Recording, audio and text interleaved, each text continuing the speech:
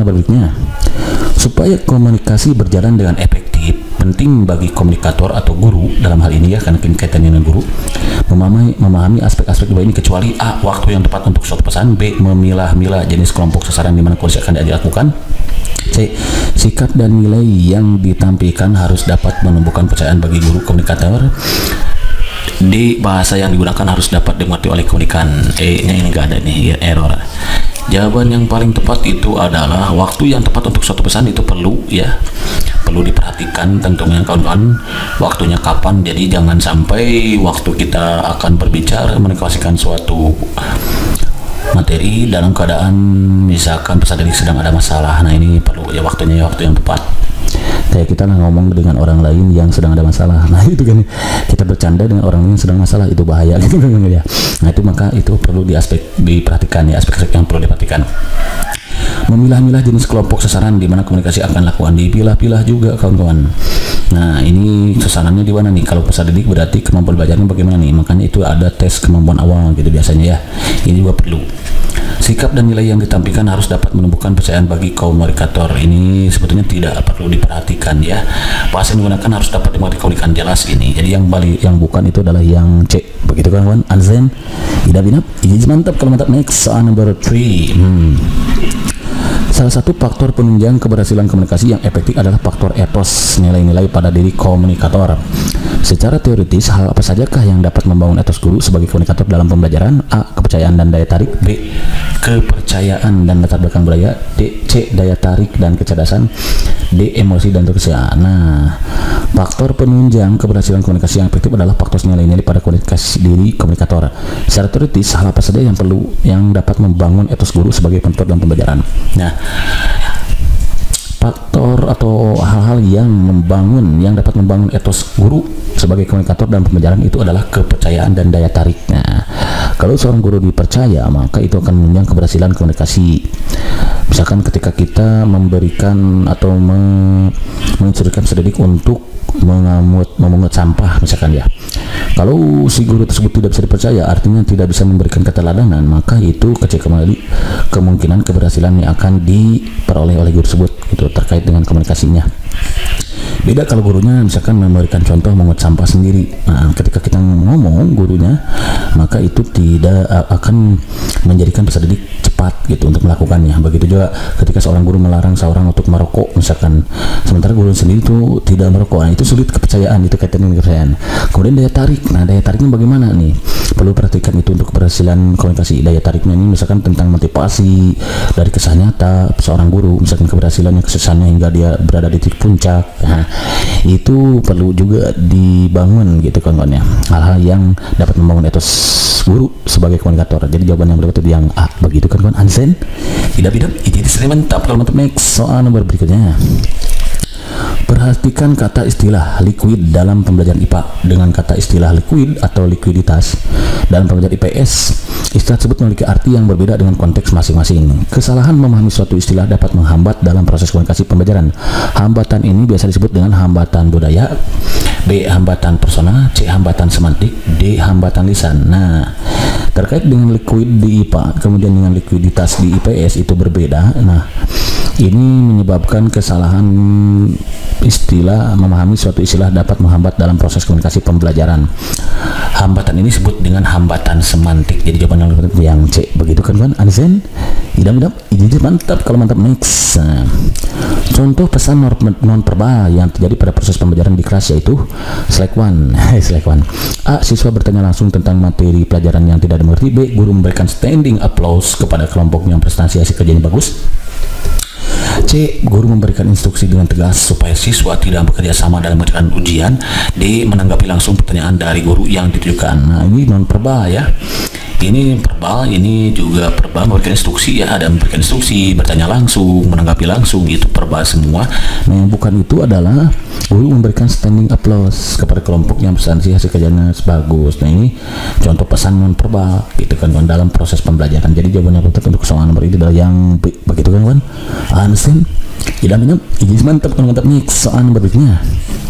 Nih, Pertanyaan yang bertujuan untuk memunculkan minat dan keingintahuan peserta didik sehingga perhatian peserta didik terfokus sebaiknya dilakukan pada saat A. Refleksi, B. Pendahuluan, C. Kegiatan inti, D. Penutup. Jawabannya adalah pendahuluan. Awas, harus pakai N di sini ya. Kalau N-nya hilang jadi pendahuluan gitu. Itu bahasa mana itu maki? sorry, just kidding. Jadi kalau kita akan memberikan pertanyaan dengan harapan memunculkan minat dan keingintahuan peserta didik sehingga peserta pendidik terfokus kepada guru, kepada materi yang akan sajikan, itu sebaiknya dilakukan di pendahuluan gitu ya kawan-kawan, di B. Kalau refleksi bukan di akhir pembelajaran ini, wrong. Kegiatan inti juga bukan, ini kalau kegiatan inti berkaitan dengan penyajian materinya, penutup bukan ya. Jadi sebaiknya dimunculkan di pendahuluan. Jawaban itu yang B, begitu kan kawan? Understand? Tidak ini sedih, mantap. Kalau mantap, next gitu kawan-kawan.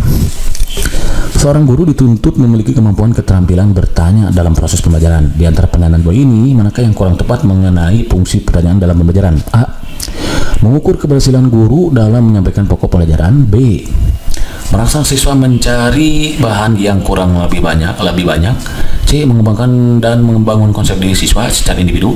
D. Mendorong minat dan motivasi siswa untuk berpartisipasi aktif dalam pembelajaran. Jadi pernyataan ini manakah yang kurang tepat mengenai fungsi pertanyaan dalam pembelajaran? Nah, fungsi pertanyaan dalam pembelajaran itu yang berarti dirasakan manfaatnya untuk siswa. Mana nih diantara jawaban berikut yang manfaatnya langsung dirasakan oleh peserta didik gitu kawan-kawan? Yang merangsang siswa berarti ini jelas ini tujuan peserta didik kan, mengembangkan dan membangun konsep diri secara siswa, benar juga kepada siswa, mendorong dan minat motivasi siswa, betul juga. Nah yang bukan itu yang BA. Kenapa? Karena ini mengukur guru itu bukan siswa. Sementara fungsi pertanyaan itu dan tujuannya adalah untuk mengukur keberhasilan siswa dalam menyampaikan pokok itu, karena bukan guru yang mau diukur di sini, tapi siswanya gitu yang belajarkan gitu. Jadi kalau begitu jawabannya yang tepat yang bukan, yang kurang tepat itu yang A. Begitu kan kawan? Understand? Tidak. Ini sih mantap. Kalau mantap, next soal nomor berikutnya. Betul kan A? Tuh katanya ya. Salah satu kelebihan komunikasi yang dilakukan secara langsung dan tatap muka, direct communication, adalah bla bla bla. A. Komunikator dan komunikan mengetahui respon secara langsung pada saat komunikasi berlangsung. B. Komunikator akan mudah memprediksi respon yang terjadi pada komunikan. C. Komunikator dan komunikasi bisa saling menyapa langsung. B. Komunikator dan komunikan dapat mengatur topik yang bicarakan. Nah, secara langsung nih, kalau secara langsung dan tatap muka, direct communication itu yang mana? Iya betul. Pertama kita hadapi dulu di sini menjadi semoi solution. Biar apa? Iya betul. Biar inspirasi gitu kan ya. Jadi kalau salah satu kelebihan komunikasi yang dilakukan secara berlangsung dan tatap muka itu adalah untuk komunikator dan komunikan mengetahui respon secara langsung pada saat komunikasi berlangsung. Jadi kita kan tahu responnya bagaimana saat kita berlangsung gitu ya, saat komunikasi berlangsung gitu. Kita akan mengetahui dari mimik saja misalkan ya. Apakah ketika kita berkomunikasi menggunakan dengan tujuan adalah humor, kemudian kita melihat mimiknya, kita melihat kan bisa berhasil atau tidak nih humor kita kepadanya gitu ya. Beda kalau kita melalui secara tidak tatap muka, misalkan seperti melalui WhatsApp atau pesan WhatsApp atau pesan singkat SMS. Nah kita tidak mengetahui itu sebabnya kenapa kita saat akan menyampaikan suatu hal yang lebih penting, urgent, alangkah baiknya itu langsung dilakukan secara langsung aja, tatap muka, nggak melalui pesan singkat ataupun WhatsApp gitu kan. Itu khawatir akan menjadi suatu masalah baru gitu kan ya. Jadi jawaban yang A begitu kan Ansen. Tidak izin mantap. Ketikkan contoh kegiatan berikut ini gitu ya. 1. Menyampaikan tujuan yang ingin capai pada kegiatan pembelajaran. 2. Mempersiapkan hal apa saja yang harus dilakukan baik oleh guru maupun siswa pada pembelajaran. 3. Menyampaikan topik atau materi apa saja yang akan dibahas pada pembelajaran yang akan dilakukan. Contoh ketiga tersebut dalam kegiatan masih termasuk kegiatan dalam upaya untuk menyamakan bla bla bla dalam komunikasi. Jawabannya adalah pertama, ya udah kita hadapi dulu semua solution. Biar apa? Iya betul, biar sih gitu kan ya. Jadi kalau ada langkah-langkah seperti ini, menyampaikan tujuan, kemudian mempersiapkan hal apa saja yang harus dilakukan baik oleh guru maupun siswa, menyampaikan topik atau materi apa yang saja dia lakukan, nanti itu kaitannya dengan menyamakan persepsi dalam komunikasi, sehingga nanti mudah untuk guru melanjutkan materi ataupun menyajikan materinya yang akan disampaikan gitu. Samakan dulu persepsinya. Kalau semua sudah dipastikan sama dan terfokus kepada apa yang saya sampaikan, maka itu sangat mau sekali memudahkan guru dalam menyampaikan materi gitu kan ya. Gitu kan jadi jawaban yang Hansen tidak ini mantap kalau mantap next. Nah, berikutnya berdasarkan kuantitas orang yang terlibat dalam proses komunikasi digolongkan menjadi 3 jenis, yaitu A, sudah ada jawabannya nih, komunikasi interpersonal, komunikasi kelompok, dan komunikasi massa. Itu kawan ya. Jadi berdasarkan kuantitas orang yang terlibat, berdasarkan jumlah orang yang terlibat dalam proses komunikasi, maka komunikasi itu digolongkan menjadi 3 jenis. Satu, komunikasi interpersonal, ya, jadi interpersonal nih. Kemudian kelompok, ini kan kaitannya dengan jumlah orang yang terlibatnya. Kelompoknya ada berapa kelompok, nah, itu ya ada berapa orang, masanya ada berapa, ya itu kan man. Jadi jawabannya betul yang A, begitu kan man. Hansen tidak ini mantap. Kalau mantap next, berarti ini wrong ya, next dulu. Dari pernyataan di bawah ini, pernyataan manakah yang kurang tepat untuk menjelaskan tentang komunikasi yang efektif? Nah, lagi-lagi ini ada jawabannya yang A gitu kan. Coba kita cek. Komunikasi dikatakan efektif apabila terdapat kesepahaman antara komunikator dan komunikan terhadap makna isi pesan yang disampaikan. Komunikasi efektif adalah komunikasi yang dilakukan oleh seseorang kepada orang lain, di mana respon atau efek yang terjadi pada komunikan sesuai dengan tujuan komunikator. Ini benar. Komunikasi dikatakan efektif apabila pesan yang disampaikan oleh pengirim sama maknanya dengan pesan yang diangkat dan dipahami oleh penerima. Benar. Komunikasi efektif dapat terjadi apabila komunikator menyampaikan pesan hanya secara linear kepada pemikiran dengan maksud tujuan untuk udah 3 laku nih. Sorry ada iklan dulu, ingat sakit tenggorokan, maaf ya nih. Sorry. Jadi yang kurang efektif itu yang A ya, komunikasi dikatakan efektif apabila terdapat kesepahaman antara komunikator dan komunikan terhadap makna isi pesan. Jadi kurang tepat kan ya. sorry. Jadi jangan dipatat yang A gitu kan ya. Next. Seorang guru menyampaikan materi pembelajaran secara langsung melalui aplikasi video conference yang diikuti oleh siswa secara terpisah. Komunikasi yang terjadi pada kasus tersebut adalah A, komunikasi media massa, mass media communication. B, komunikasi media internet communication. Komunikasi langsung bermedia, media direct communication. Komunikasi langsung satu arah, one way direction communication. Ya, jadi kalau ada guru menyampaikan pembelajaran secara langsung melalui aplikasi video conference diikuti oleh siswa berpisah, maka itu disebut dengan komunikasi langsung bermedia, gitu ya, komunikasi media massa. Jadi jawaban betul yang C, bukan Hansen. Tidak ini mantap. Kalau mantap next cek ya jawabannya betul ya C itu kan ya. Oke, hal yang tidak termasuk dalam jenis komunikasi nonverbal adalah gerakan tubuh, intonasi suara, bahasa yang menggunakan ekspresi wajah. Kalau nonverbal itu berarti gerakan tubuh ya, intonasi suara itu gerakan termasuk ekspresi wajah, itu komunikasi nonverbal. Kalau bahasa yang menggunakan itu verbal gitu kan. Jadi yang tidak termasuk, kan tanyakan yang tidak termasuk dalam komunikasi nonverbal itu adalah bahasa yang digunakan, begitu kan man? Hansen tidak ini mantap. Kalau mantap next soal berikutnya nih. Secara sederhana, komunikasi dikatakan efektif apabila pesan yang disampaikan oleh pengirim sama maknanya dengan pesan yang ditangkap oleh dan dipahami oleh penerima yang tadi itu ya. Diagram yang menunjukkan komunikasi efektif adalah perception, interpretation, action, understanding. Perception, interpretation, understanding, action. Jadi mana nih? Secara sederhana, komunikasi dikatakan efektif apabila pesan yang disampaikan oleh pengirim sama maknanya dengan pesan yang ditangkap oleh dan dipahami oleh penerima. Pertama, ya udah kita hadapi dulu yang sebelumnya ya. Jadi solution, biar apa? Iya betul, biar sudah sih gitu kan ya. Cirinya kan kawan, kalau action itu jelas terakhir ya, jadi wrong. Action itu harus terakhir. Jadi kalau understanding terakhir itu wrong. Understanding terakhir wrong, interpretation terakhir. Jadi action yang terakhir mana? Ya ini. Nah ini berarti jawaban betul yang B, begitu kan Hansen? Tidak jadi mantap gitu ya. Perception dulu, disamakan persepsinya, interpretation, understanding dimengerti, lalu nanti action, baru beraksi gitu. Oke, next. Pada pendekatan pembelajaran saintifik, keterampilan komunikasi siswa dapat dilihat dan diukur dinilai pada kegiatan bawah ini, kecuali A, mendiskusikan suatu masalah, B, mengumpulkan data, mempresentasikan hasil diskusi, mencoba, dan respon. Oke kan, pertama hadapi dulu dia dengan semuanya. Small solution, berapa? Iya betul, berinspirasi gitu kan ya. Dalam pendekatan pembelajaran saintifik, keterampilan komunikasi itu dapat dilihat dari komunikasi seorang siswa atau peserta didik itu bisa diukur dari bagaimana dia berdiskusi terhadap mendiskusikan suatu masalah. Ini betul.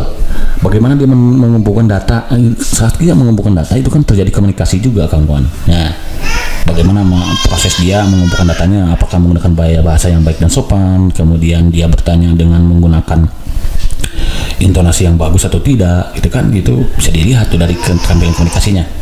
Mempresentasikan hasil diskusi ya, kayak dia presentasi di depan kelas, bagaimana bahasa yang digunakannya, apakah dia baik atau tidak, itu bisa diukur. Jadi yang bukan itu mencoba dan bereksperimen itu tanpa berkomunikasi, kawan ya, karena bahasa yang digunakan tanpa menggunakan bahasa kan orang mengerti gitu ya. Jadi keterampilan komunikasi ini sulit dimengerti saat dia mencoba atau bereksperimen. Jadi jawaban yang tepat itu soal ini karena ditanyakan yang kecuali, berarti jawaban yang tepat yang D, begitu kan? Understand? Tidak benar? Ini mantap. Kalau mantap, next soal berikutnya. 5 hal yang perlu diperhatikan guru dalam membangun iklim komunikasi yang positif dengan peserta didik, yaitu bla bla bla. Nah, lagi-lagi ada jawabannya gitu ya, yang A nya udah yang A nya. Jadi 5 iklim yang diperhatikan guru dalam membangun 5 hal yang perlu diperhatikan guru dalam membangun iklim komunikasi itu adalah respect, simpati, audible, clarity, dan humble. Terakhir humble ya, respect dulu. Terakhir humble, itu ada 5. Maka jawaban yang A, begitu kan? Understand? Tidak, ini sih mantap. Kalau mantap, next soal berikutnya masih banyak gitu ternyata ya. Komunikasi itu merupakan proses simbolik. Pernyataan ini merupakan jawaban apa nih? B. Ya, jawabannya dah. Komunikasi itu merupakan proses simbolik. Berarti ini merupakan pernyataan dari prinsip komunikasi. Jawabannya adalah B. Yang ini wrong bentuk, yang istilah wrong. Jadi jawabannya betul yang B. Begitu kan? Understand? Tidak minat. Ini mantap. Kalau mantap, next masih ada. Wah. Indikator keterampilan komunikasi melalui presentasi hasil kerja ilmiah yang dilakukan oleh siswa dapat diukur melalui aspek di bawah ini, yaitu A. Siswa mengungkapkan data yang diperoleh dari pengamatan. B. Siswa bekerja sama mendiskusikan temuan di lapangan. Siswa melakukan praktikum coba di kelompok. Siswa mengumpulkan bukti-bukti hasil pengamatannya. Jawaban yang tepat adalah A. Ya, ini jebakan Batman ya, walaupun ada jawabannya C, ini bohong gitu ya. Jadi indikator keterampilan komunikasi, karena yang diukur adalah komunikasi, yaitu adalah siswa mengungkapkan data yang diperoleh dari pengamatan. Ini siswa melakukan praktikum, ini jelas bukan komunikasi ya. Siswa bekerja sama juga bukan.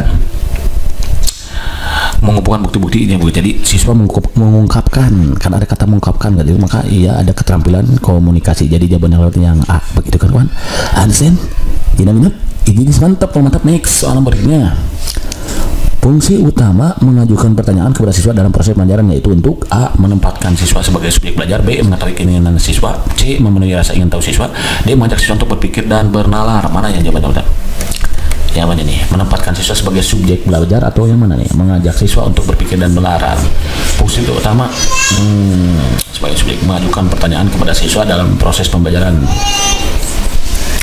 Antara A dan B, C, D. Mengajak siswa untuk berpikir dan bernalar, memenuhi rasa ingin tahu, mengetahui. Jadi jawabannya apa? Adalah menempatkan siswa sebagai subjek belajar. Dengan fungsi utama mengajukan pertanyaan kepada siswa adalah menempatkan siswa sebagai subjek belajar. Jadi belajar itu dia gitu ya, antara A dan D sebetulnya ya. Tapi mengajak siswa untuk berpikir dan bernalar bisa jadi, tapi menempatkan lah ya, gitu kan ya. Next. Merancang pertanyaan. Nah, merancang pertanyaan-pertanyaan dalam proses pembelajaran yang bertujuan memotivasi siswa untuk tetap menaruh perhatian pada pelajaran dan mengontrol siswa tetap fokus pada pelajaran, sehingga dibuat disusun dan mencari program pembelajaran pada bagian mana. Ya, yang kegiatan inti nih. Jadi di kegiatan inti ini bolong, kegiatan pendahuluan juga bolong ini kan. Jadi kalau kita ingin merancang pertanyaan-pertanyaan dalam proses pembelajaran bertujuan untuk menaruh perhatian pelajaran, jadi supaya siswa tetap fokus kepada guru dan mengontrol siswa tetap fokus pada pelajaran gitu, maka pertanyaan-pertanyaan tersebut perlu kita rancang dan disimpan di bagian kegiatan inti. Jawaban yang C, begitu kan kawan? Understand? Tidak ini mantap. Mantap. Next. Menyampaikan tujuan pembelajaran atau keputusan yang ingin dicapai melalui pembelajaran yang akan dilakukan bersama-sama di suatu kelas disampaikan oleh guru pada kegiatan B, kegiatan pendahuluan ya, pendahuluan juga ya. Ini juga jebakan Batman ya, ini wrong. Ini wrong. Jadi kalau mau menyampaikan tujuan pembelajaran, kompetisi yang ingin dicapai melalui pembelajaran akan dilakukan bersama-sama suatu kelas, maka itu dilakukan di kegiatan pendahuluan gitu ya. Pendahuluan kawan-kawan. Jadi saat kita mengajukan proses pembelajaran di kelas, jangan langsung ke materi, tapi sampaikan tujuannya apa sih? Nah, tujuan KD-nya apa sih? KD yang ingin dicapainya apa? Nih, tujuannya untuk apa lah gitu. Jadi dikemas dalam pendahuluan kawan ya, pendahuluan gitu. Oke, understand? Inap, ijaz mantap, next. Wow, masih banyak ya. Pada saat tertentu, siswa tidak akan memperhatikan apa yang dijelaskan oleh guru. Ketika dia menganggap penjelasan guru semakin tidak jelas, semakin bingung, bahkan semakin stres gitu ya. Hal ini merupakan hambatan komunikasi antara guru dan siswa dalam bentuk gangguan kepentingan. Biasanya ya ini jadi illusion. Biar apa? Iya betul, biar inspirasi gitu kan ya. Soalnya kayak gini, kita baca nomornya. Keterampilan berpikir tingkat tinggi memiliki beberapa aspek. Pemahaman bahwa keterampilan untuk dapat memecahkan masalah yang muncul pada kehidupan sehari-hari merupakan bagian dari aspek keterampilan berpikir tinggi sebagai A. Creative thinking, B. Problem solving, C. Transfer knowledge, D. Critical thinking. Ya, kalau ada keterampilan untuk dapat memecahkan sebuah masalah yang berkaitan dengan kehidupan sehari-hari, itu maka masuknya ke problem solving kawan-kawan ya. Ini wrong. Jadi jawabannya itu dalam B. Problem solving, ya pemecahan masalah. Itu kan understand, enough. Jadi mantap mantap. Next, soal number 2. Ini benar ya jawabannya. Jawaban gak ada ya. Number 2, pada KD membandingkan siklus hidup beberapa jenis makhluk hidup serta mengaitkan dengan upaya pelestariannya. Pengembangan materi pengayaan pada KD tersebut adalah bla bla bla. A. Menganalisis hubungan antara siklus hidup dan upaya pelestarian. B. Membandingkan siklus makhluk hidup suatu dengan yang lainnya. C. Menyebutkan upaya pelestarian beberapa jenis makhluk hidup. C. D. Menjelaskan siklus hidup beberapa jenis makhluk hidup. KD-nya ini menggunakan pertama ya kita hadapi dulu jadi semua plus solution. Biar apa? Iya betul, biar inspirasi gitu kan. Oke kan, kalau kita perhatikan KD ini menggunakan kata kerja membandingkan. Kalau kata kerjanya membandingkan, maka kata kerja yang mungkin nanti di pengembangan materi KD-nya nih yang dipakai adalah bukan di bawahnya, karena membandingkan itu sudah masuk C berapa tuh, C4, C5 gitu ya. Ini menjelaskan sudah jelas salah, ini wrong, karena menjelaskan itu masih C1 ya. Menyebutkan juga wrong, antara membandingkan dengan menganalisis. Nah, karena dia harus membandingkan, ini membandingkan, maka kemungkinannya yang besar itu adalah menganalisis kawan ya. Membandingkan siklus hidup satu dengan yang lainnya, menganalisis hubungan antara siklus hidup. Nah, ini yang paling tepat ya, siklus hidup berbagai jenis dalam pelestarian. B yang A berarti kawan-kawan ya. Jadi kalau membandingkan, kata kerjanya harus menganalisis gitu kan kawan. Understand? Enough. Jadi mantap kalau mantap. Next, soal number 3. Pada pendidikan abad 21, kompetisi collaboration sangat penting karena peserta dapat A. Mengkomunikasikan ide-ide dan gagasan secara efektif menggunakan media lisan, tertulis maupun teknologi.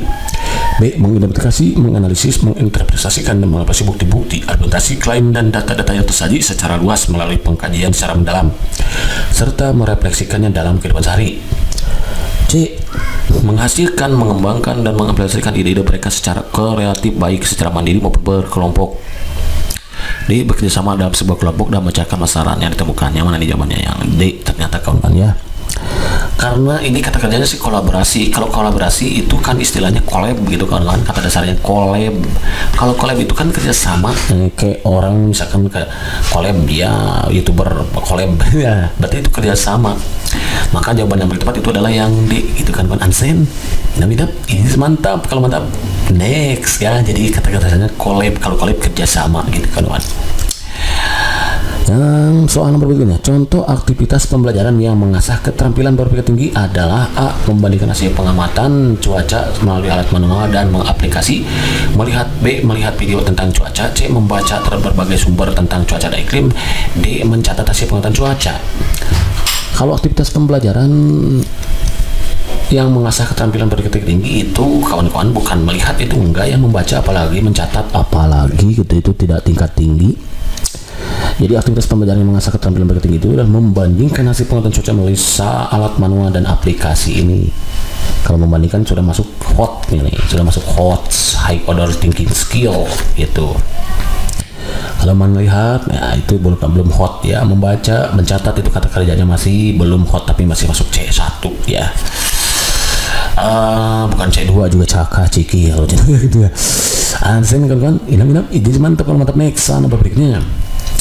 Rumusan indikator kunci untuk komponen dasar nih, kompetensi dasar, komponen dasar, kompetensi KD berarti. KD menganalisis hubungan antar komponen ekosistem dan jaringan makanan di lingkungan sehari adalah A. Menggeneralisasi hubungan antar komponen ekosistem. B. Menyebutkan pengertian ekosistem. C. Menjelaskan jaringan makanan. D. Menelaah hubungan antar komponen. Nah, kalau KD-nya menganalisis, kawan-kawan, berarti itu sudah hot. Jadi nggak mungkin ini menyebutkan, ini urung, menjelaskan, apalagi ini masih C1 kata Maki tadi ya. Ini C1 ya. Kalau C2 itu caka ciki gitu kan. Oke, yang A menggeneralisasi ini kurang juga ya. Jadi karena menganalisis, maka nanti tujuan indikator yang dipakainya, kata kerja yang dipakainya KKO itu sebenarnya kata kerja operasional. Itu udah menelaah gitu kan kawan. Ansen ini mantap kalau mantap. Next soal nomor berikutnya. Manakah di antara pernyataan berikut yang merupakan indikator pengayaan dari kode dasar menganalisis peran ekonomi dalam upaya menyejahterakan kehidupan masyarakat di bidang sosial dan budaya untuk memperkuat kesatuan dan persatuan bangsa? Nah, yang A merasionalkan peran ekonomi dalam upaya mensejahterakan kehidupan masyarakat di bidang sosial. B. Mengklasifikasi peran ekonomi dalam upaya mensejahterakan kehidupan masyarakat di bidang sosial. C. Membandingkan peran ekonomi dalam upaya menyejahterakan kehidupan masyarakat di bidang sosial. D. Menjelaskan. Kalau menjelaskan ini wrong kawan-kawan ya. Pertama ya udah kita hadapi dulu ya semuanya solution biar apa? Iya betul, biar inspirasi gitu kan ya. Oke kan kawan, KD-nya di sini menggunakan kata kerja menganalisis, maka kata kerja untuk indikator pencapaian kompetensinya IPK. KKO yang dipakai, KKO itu kata kerja operasional. Ini dipakai dengan menggunakan taksonomi Bloom nih. Kawan-kawan silakan pelajari lagi taksonomi Bloom. Nah, ini untuk menentukan IPK, indikator pencapaian kompetensi. Nah, ini karena sudah menggunakan KD-nya itu analisis, maka nanti menjelaskan nggak mungkin. Menganalisis juga bukan, merasionalkan. Yang betul itu dalam membandingkan peran ekonomi dalam upaya menyejahterakan kesejahteraan masyarakat di bidang sosial dan budaya. Gitu kawan. Oke, next soal nomor berikutnya. Perhatikan pernyataan berikut. Mudah beradaptasi dan mampu mengolah kompleksitas, keingintahuan, kreativitas, dan pengambilan risiko, berpikir tingkat tinggi, dan alasan yang masuk akal. Pernyataan tersebut merupakan ciri-ciri dari bagian dari keterampilan abad 21. Mana nih? Inventive thinking, digital age literacy, high productivity, effective communication. Yang mana nih? Iya, ini wrong. Yang itu adalah inventive thinking kawan ya. Jadi ciri-ciri ini masuk ke ciri-ciri sebagian dari keterampilan abad 21, mudah beradaptasi, mampu mengolah kompleksitas, keingintahuan, kreativitas, mengenai risiko, berpikir tingkat tinggi, dan alasan yang masuk akal. Itu masuknya ke inventive thinking gitu kan kawan. Asen ini mantap kalau mantap. Next. Oh, sudah selesai ya. Oke kawan-kawan, barangkali itu saja dulu yang saya berikan sampai lama.